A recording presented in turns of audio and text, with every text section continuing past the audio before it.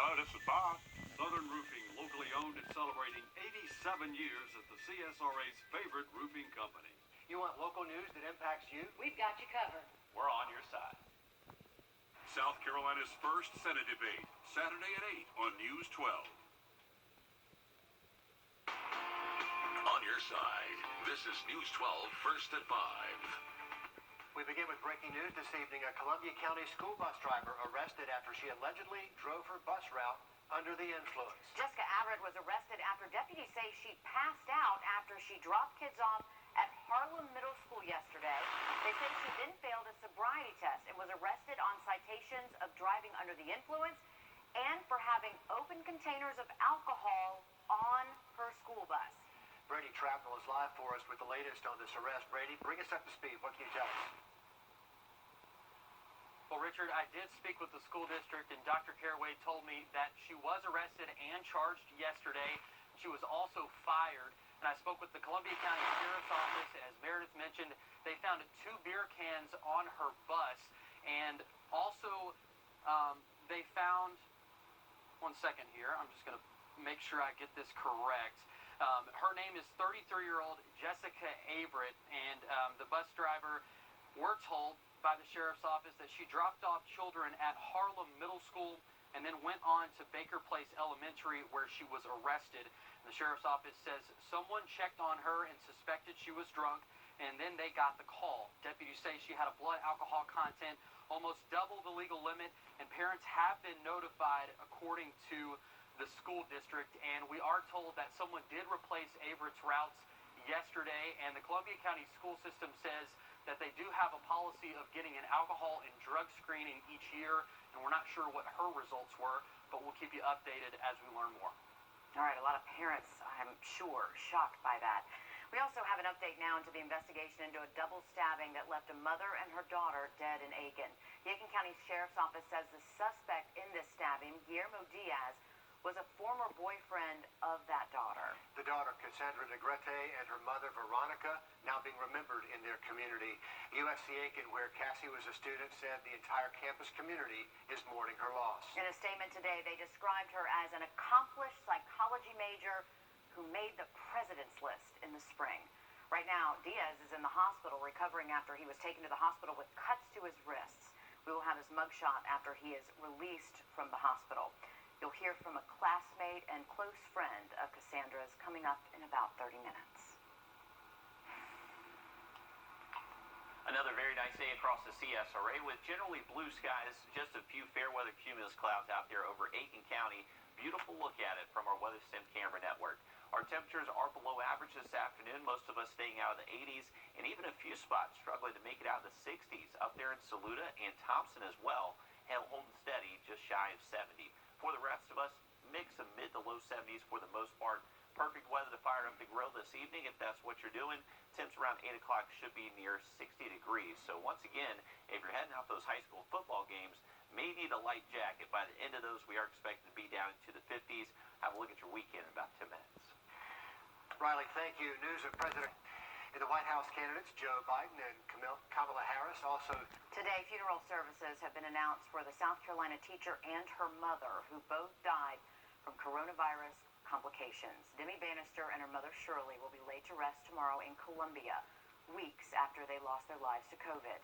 Demi was a third-grade teacher in Columbia and also a USC Aiken graduate. Her mother, Shirley, was a nurse and passed away just 3 days after her daughter. Today, Congressman Jim Clyburn spoke about the mother and daughter before a House committee hearing on the pandemic. She tested positive after returning to school for training early in September and died 3 days later. Last Sunday, Demi's mother, Shirley Bannister, also died from the coronavirus. It is not hard to see why Americans like Skylar, Cheryl, Jason, Demi, and Shirley were more likely to die than people in most other countries. Clyburn said their lives and others could have potentially been saved if the pandemic had been taken more seriously earlier on. And more major universities are joining the list of schools canceling spring break because of coronavirus. concerns. The University of Alabama and Florida State University both announcing they're removing the break from their spring schedule. This is all to prevent students from traveling out of state. Earlier this week, Georgia Tech also announced they're getting rid of their spring break.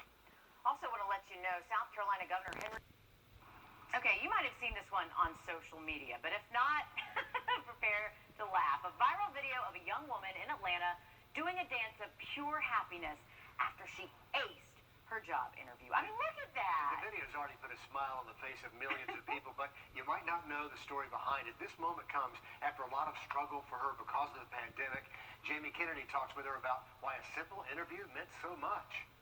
It's a captured moment that speaks 1,000 words, and it's given a world dealing with a pandemic something to smile about. I was excited. When I got outside, I didn't know that the camera caught me. Kalea Jones has been homeless for 2 years and lost a number of jobs due to the pandemic. That all changed on September 29.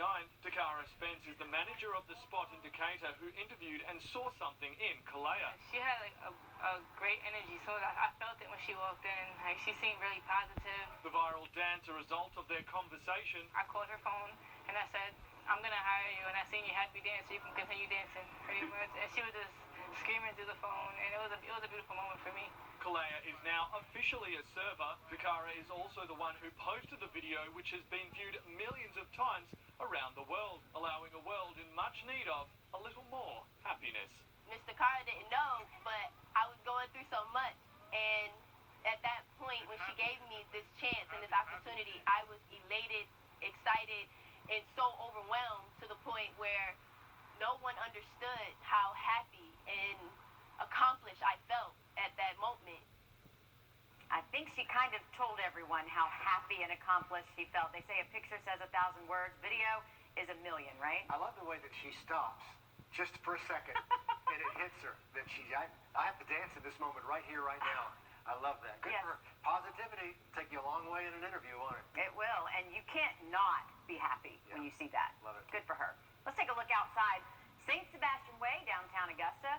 Looks like, Riley, we got a little something on the camera lens there, but there's no moisture out there. That's not an indication of rain. Exactly right. I'm not sure what's going on with that camera. Some days it has that, other days it doesn't. I'm not sure what's going on, but hey, the weather will make you smile out there this afternoon. High pressure is in control, bringing us plenty of sunshine, and this dome of high pressure, it's just going to stay in our forecast for the foreseeable future. So as far as our rain chances go, yeah, big goose eggs on the board all the way into the middle of next week. So hopefully you can get outside and enjoy some of this nice weather. It is beautiful out there. Any plans this evening? We're expected to be in the 60s by around 8 o'clock and then dipping into the 50s overnight. And actually, by tomorrow morning, we are expected to get down into the mid and upper 40s. We have not been this cool in quite some time. It is all thanks to clear skies and just light winds overnight. Not going to be all too breezy heading into Saturday. Saturday afternoon, looking about 10 degrees below average again for us, with those highs generally in the 70s, and northeast winds anywhere from 5 to 10. So not going to see those winds pick up too much. Perfect weather to maybe get outside and get some yard chores done. We're expecting temps right around 9 a.m. in the mid-50s, near 70 by noontime. Afternoon's going to be fantastic. If you can get out there, not too hot, not too cold, just kind of comfortable for the most part. A little bit cooler if you're heading up towards the lake. They're expecting highs to be generally around 74 degrees Saturday and Sunday. A lot of sunshine expected up at the lake. Wind's not too breezy out of the northeast, anywhere from 5 to 10. Just keep in mind, lake plans early in the morning. We are expected to be down in the 40s, so you may need that jacket. We're not quite done with hurricane season just yet. We actually got another 2 months of it, not until the end of November.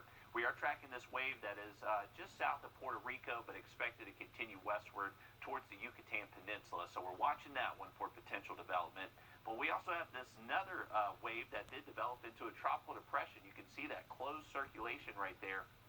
That is expected to continue to strengthen, most likely stay as a tropical storm as we head into the weekend, affect places near the Yucatan, and then head westward, just kind of in this bay right here. So not expected to be a huge threat to the U.S. mainland with the latest models, but we know how this goes, so we'll continue to watch it very closely.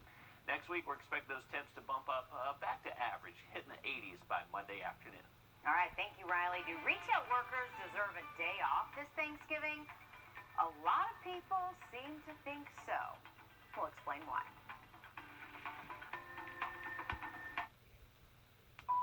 This message.